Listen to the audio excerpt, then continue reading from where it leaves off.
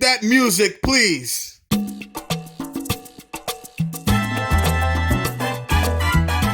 Welcome to the celebration of Tom Thibodeau.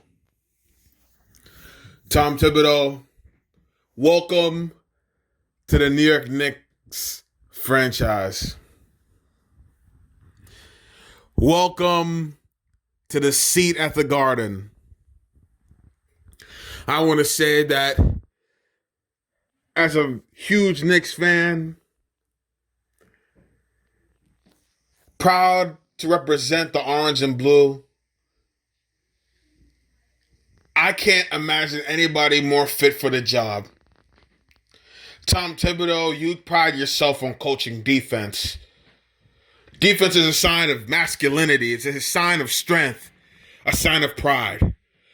And Tom, I'm so proud to have you by our side.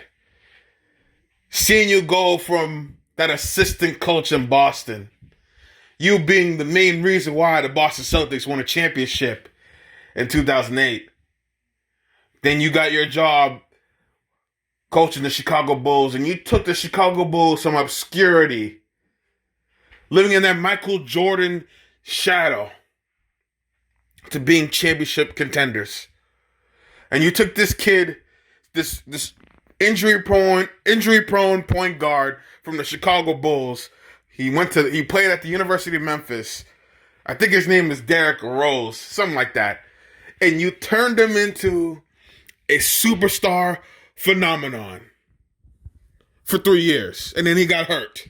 And see, listen, this guy named Derrick Rose, I Googled him a little bit. He's got a fan base. He's got a cult of personality. And I know what I say might anger a lot of his fan base, but I don't give a damn. See, I'm Jabrilly. I'm the truth seeker. I'm the history maker, the barrier breaker, and the YouTube Hall of Famer. You see, save your applause. And you see, Tom Thibodeau, I'm glad you're watching my video because you don't get the respect that you deserve in this league. You don't. You see, you were a part of the Chicago Bulls, and you were a part of them drafting Derrick Rose, if I have to be sure. And I believe that, Tom, you were in a situation where there was no expectation. No one knew that Derrick Rose was going to be what he was, a star for 3 years, obviously. But your head coaching allowed the Chicago Bulls to compete with the Miami Heat in the early 2010s. Now listen, what I have to say is that people say that the reason why the Chicago Bulls fell apart was that Tom Thibodeau, quote unquote, ran Derrick Rose to the ground. And what I have to say about that is that it's just not true. It was never true. Tom Thibodeau didn't run him to the ground. Tom Thibodeau made him better. You see, when is accountability going to be brought to these players? See, everybody wants to be a victim. Everybody wants to be not at fault. I'll tell you who was at fault for the demise of the Chicago Bulls. It was that injury-prone point guard, Derrick Rose. Derrick, it's time for you to look in the mirror and understand that you weren't built to be a superstar in this league. And I know that's going to anger Chicago Bulls fans, and that's going to anger your little butt buddies on the internet, but that's the truth. The truth is that, Derrick, you're a fine player, but you just didn't have it in your knees. But I do wish you the best. But Tom Thibodeau, he coached the hell out of that team and made them relevant and made them good. And even when Derrick Rose had that little peak and then he got back down to the valley, He was instrumental in the development of an upcoming shooting guard for Marquette University. That shooting guard would go on to do great things. One of them is, by the time I upload this video, knocking down the Milwaukee Bucks in the playoffs this year. That man would go by the name of Jimmy Butler. And Tom, you took a Jimmy Butler and you turned him into a bench warmer, into the player, the franchise player. And he helped carry that team while Derrick Rose was on the injury mend.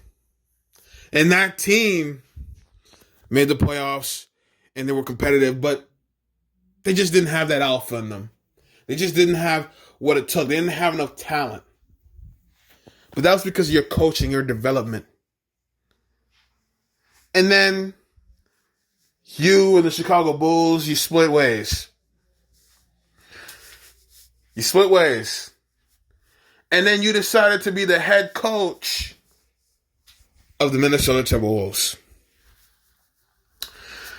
Now, the Minnesota Timberwolves job was a mixed bag. It really was. I mean, Tom, you were dealing with talent, first-round picks like Karl Anthony Towns, like Andrew Wiggins. They brought Jimmy Butler into the fold. Tell Jeff Teague, who was a former All-Star from the Atlanta Hawks, he was on that team. And then you guys had success. See, a lot of people are going to get confused and say that Tom Thibodeau didn't have a successful stint in Minnesota. But that wasn't the case. You see, the Minnesota Timberwolves are owned by Glenn Taylor. And with all due respect, Glenn Taylor isn't the sharpest tool in the shed. Now, I say that with all due respect because maybe one day I become an NBA owner and I buy the Minnesota Timberwolves. So I'm going to be very gentle, very nice towards Glenn Taylor. Glenn, you're a phenomenal businessman. You just didn't have what it took to build a team. That's why you gave Tom Thibodeau the control, not only as a head coach, but the president of basketball operations. And I must say, even though I'm a good, huge Tom Thibodeau guy, you gave him too much power. And Tom, I'm not saying you couldn't handle those responsibilities, but the bottom line was that you were a head coach. You didn't need to worry about trades, draft picks, scouting. All you had to do was worry about the guys in front of you in your locker room. And when you did worry about that, you brought them to the playoffs. They went on to be the 8th seed in the West a couple years ago. And they took a game from Houston. And then they lost. And then the team fell apart. But that's not your fault, Tom. You see, we live in an era now in the NBA filled with a lot of sissies, to be honest with you. And that's not going to be very popular, but I don't care. A lot of these players are pampered. They're spoiled. And you had two of the most spoiled individuals on your team. You had Karl Anthony Towns and Andrew Wiggins, two massively talented players. But man, oh man, they were soft. They were softer than Charmin. They were incredibly soft. And they couldn't handle your coaching. So they went to the owner and they bitched and moaned and whined and groaned. They Porzingis. Because, you know, they Kristaps all over the place. And they bitched and moaned. And they asked for you to leave. And you left. And of course, you got a bad rep. Because the media loves to blame coaches and spare the players. But Tom, I know the truth. My subscribers know the truth. Tom Thibodeau, you are saved from any responsibility of what happened up north. Let's face it, the Minnesota Timberwolves, they make the playoffs every 10 years. They're irrelevant. They're like the 29th most valuable franchise in the league. They're not relevant. They had to pay to be the number one pick. There are absolutely no Minnesota fans ever. There have never been any fans. They've never been able to sell out that Target Center. So they don't know what success is. But Tom, I know what success is. I tasted it. And Tom, you know exactly what success is. Not only by coaching, by being the real coach of the Boston Celtics in 2008. Okay, you were the one that was teaching Doc Rivers the X's and O's. You know the success because you were an assistant coach for the Knicks a long time ago. You know what it's like when the Garden is rocking. You know what it's like when the Knicks are at the top of the league. Now, I haven't been used to the Knicks being on top of the league. I haven't been used to the Knicks being successful on the court. And deep down, it pains me inside, Tom. It pains me inside because I know that the Knicks are going to win a championship in my lifetime. I just know it. And I know that in order for us to win a championship, we've got to get a coach who knows what it's like to win. And Tom, we have someone like you. We have someone who knows what it's like to get that W. So Tom Thibodeau, yours truly, Jabrilly Lewis Edme, a.k.a. Jabrilly, is here to tell you that on behalf of this Knicks fan base, I support you. I want you to win. And I believe you're the guy to turn this franchise around. You see, we've had a couple of washed up coaches, a bunch of lame coaches. David Fizdale wasn't man enough.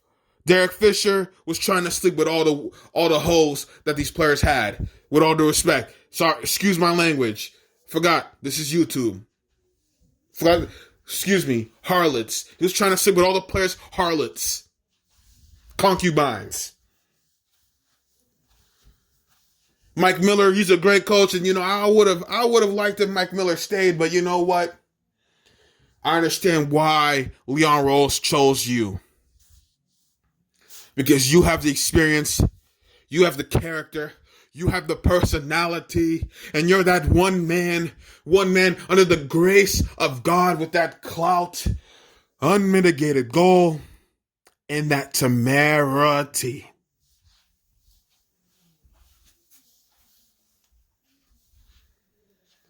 And so, Tom Thibodeau, I want you to sit back, drink your wine, whether you're with a wives, or some concubines, or some harlots.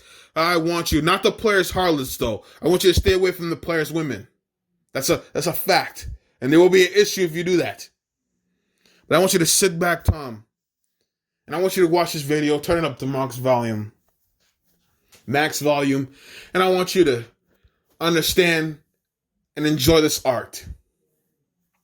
Because I've written a song for you from the head. I didn't write it down on a notepad. I'm going to sing you a song. I'm going to sing a song dedicated to Tom Thibodeau. And Tom, I hope you enjoy this. Because, Tom, one thing I can say is that even though you've had the short end of the stick in your tenure in Chicago and Minnesota, You won't get the short end stick here in New York because you're going to be the head coach who leads us to an NBA championship. And you know what? You want to know why I know what I know? That I know what I know? Simple. Because I'm guaranteeing here live on YouTube that Tom Thibodeau will be the coach that leads the New York Knicks to the NBA championship. And there's nothing that anybody can do about it. So, Tom, sit back and relax and enjoy this song. Acapella, obviously.